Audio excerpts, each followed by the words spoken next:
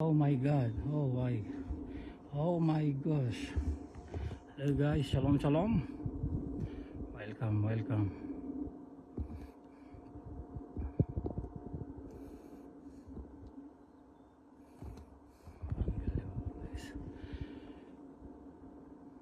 Hey guys, shalom shalom. Welcome to the Masada Fortress.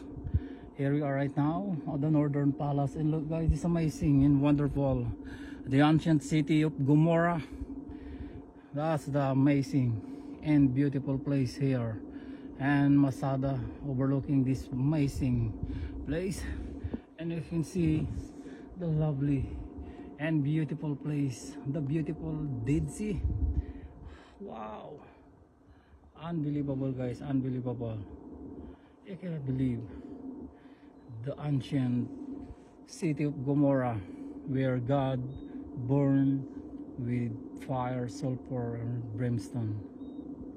Unbelievable place. Wonderful.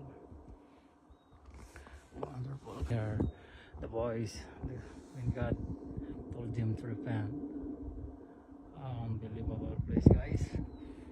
Recommend everyone you can come to visit this place. The Israeli tourism right now, it's open so that you can come and see this fascinating and beautiful Dead Sea. This is amazing. It is wonderful, incredible guys.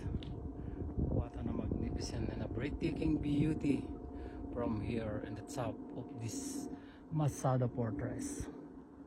Wow, really unbelievable. What a breathtaking beauty guys.